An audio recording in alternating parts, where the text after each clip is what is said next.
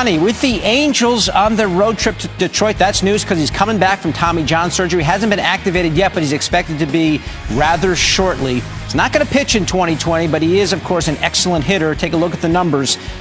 The OPS of 925 last season, fifth best by any player who got at least 300 plate appearances in their first MLB season since 2000. The best by an Angels player in their first MLB season in history.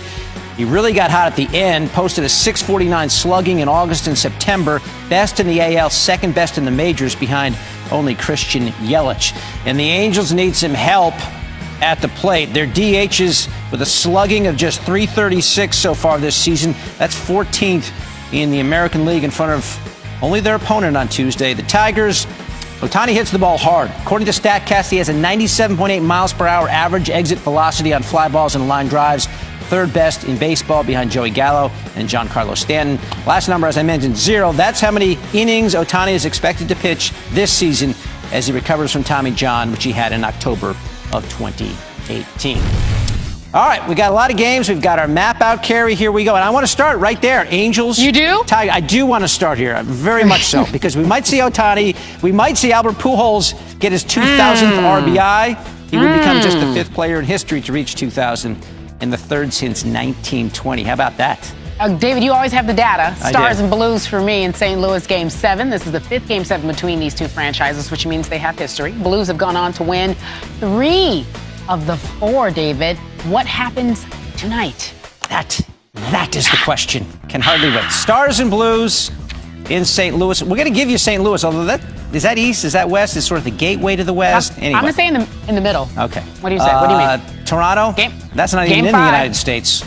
We got a Game 5, Raptors-Sixers. Raptors stole Game 4 Sunday. We're tied at 2. Pivotal, critical, crucial. It's a Game 5. Give me another adjective. One more. It's a watershed game. Crucial? I don't know. Okay. Top it all off with the Blazers and Nuggets at Mile High for Game 5. Man, I'm telling you, quadruple overtime? You got to be kidding me, David. I'm still talking about that. 464 points for the Blazers, for the Nuggets, and 462 for the Blazers. If you're the Rockets, you can't go back to the Bay down 3-1. Step back, 3. A 3. God, down goes Green. Payback, perhaps. You're messing with fire when you have the firepower that the Warriors possess. Just for a tie from Durant. Curry. No! And the series is tied at 2.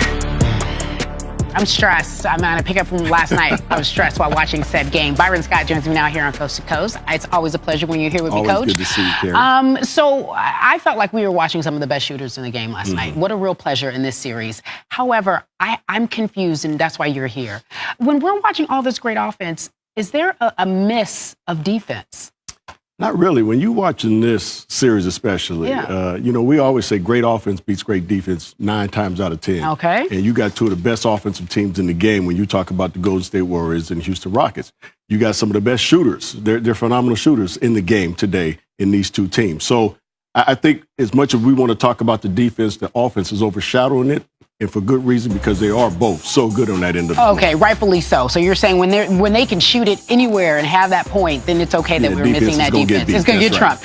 All right, so for fans who are watching this series, we finally see someone giving the Golden State Warriors some significant competition. Yes. And it seems as if the Rockets have the momentum right now. So what superstars for the Golden State need to step up? It's really only one. That's Klay Thompson. And Klay, we know, can get it done. We've seen over the history of this team and the history of Klay Thompson that he can have bad games, and he's going to continue to shoot the ball because he has supreme confidence in himself.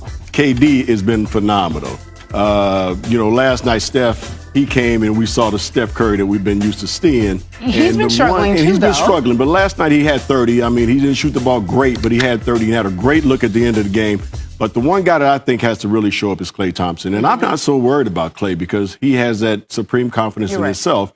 And if he gets those same shots he got in Game 3 and 4, I think he'll knock them down. And I'm sure he's telling himself that in his mind as well. Lastly, I won't get to see you for the rest of the week. And by the time I see you again, this series will be over. Yeah. Who are you giving it to? But, I'm going with my pocketbook, and I'm going to have to bet on that Golden State Warrior team. If I'm going with my heart, then there's only 2 reasons I would take the Houston Rockets. Number 1, CP3, and number 2, James Harden, who went to Arizona State. That's all I'm saying.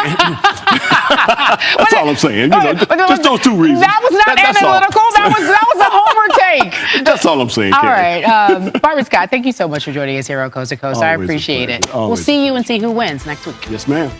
All right, folks. So our coverage of the conference semifinals rolls on Thursday with 2 more Game 6s. ESPN Deportes. Raptors Sixers at 8 Eastern. Then it's Nuggets Trailblazers. NBA Countdown gets it all started at 7 Eastern. Next time, hopefully, I get to talk Kawhi with you. All right. Don't look now, but the 2019 fantasy football rankings are out. We start with the top 5 wide receivers. The top guy is Nuke, DeAndre Hopkins, fresh off a season in which he set career highs in both catches and yards. If you watch this guy, you know just how special he is. Never drops a football. He's just ahead of Devontae Adams, Aaron Rodgers' favorite guy. Adams finished last season with 111 catches and 13 touchdowns. At number 3, Julio Jones. Julio led the NFL in receiving yards last year, and he's gone north of 1,400 yards in each of the last 5 seasons. At 4, we got Michael Thomas, who led the NFL with 125 catches last year, which is huge in PPR leagues. And at number 5, Odell Beckham Jr. He's that low in part because he's had 2 straight injury-shortened seasons. So that's 1 through 5. Here's 6 through 15, highlighted by a couple former teammates. Look at this. Juju Smith-Schuster is at 6, 1 spot ahead of Antonio Brown at 7. You think AB might be a little chapped that he's behind Juju? We'll see. Those are your fantasy superstars. We have a couple fantasy superstars of our own. Matthew Berry, Daniel Dodd, and they have their own show. Breaking news, Antonio Brown is a Raider. The Giants have agreed to trade Odell Beckham Jr. to the Browns. The Jets have just added a major weapon in Le'Veon Bell. All right, Matthew, our 2019 fantasy rankings are in, and much of the debate centered around big names in new places. You're right, Daniel. Antonio Brown, Le'Veon Bell, Odell Beckham. My Redskins signing former Alliance of American Football guard Celesi Uhatafa. Yeah, how about we just focus on those first 3 names, bud? Oh, all right. Cleveland's kind of interesting here. You add him to the mix, this team is dangerous. The way I see it, Odell Beckham takes a big step up by joining Cleveland. Since he entered the NFL, OBJ has scored on a ridiculous 11.3% of his receptions. Goes to the end zone for Odell. Touchdown Giants. And now he gets to play with a quarterback in Baker Mayfield who just broke the rookie record for passing touchdowns in a season. Beckham is my wide receiver 4 entering 2019. Yeah, and that's in line with the rest of the rankers. But you're not nearly as high as others on the former Steelers. Look out! Here comes Le'Veon Bell. Caught by Antonio Brown. What an outstanding catch. Look, they're both still fantasy studs, don't get me wrong.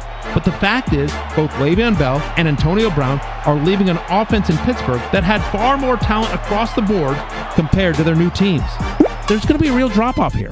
Yeah, like when you're on camera instead of me. Exactly. Wait, what? Don't worry about it. Just keep on going, Matthew. So while Le'Veon Bell and Antonio Brown are still elite talents at the position, they're only round 2 picks for me in fantasy in 2019, and not the must-have first-rounders they were in Pittsburgh. Matthew, Daniel, thank you. You can catch 2 episodes of the Fantasy Show right now on ESPN+. Tomorrow on Coast to Coast, we're talking quarterbacks. So just how high is too high to take Patrick Mahomes in 2019? We'll get into that tomorrow. Buccaneers defensive end Jason Pierre-Paul may miss this season after suffering a fractured neck in a single-car accident and will likely need surgery, sources told ESPN's Adam Schefter. Sources said JPP will visit neck specialists this week to gather more opinions on the injury. The accident took place last week in South Florida. Coming up, Giannis was the star on the floor last night for the Bucks, but he did not take the top billing in top plays. A teammate of his did. We'll show you that.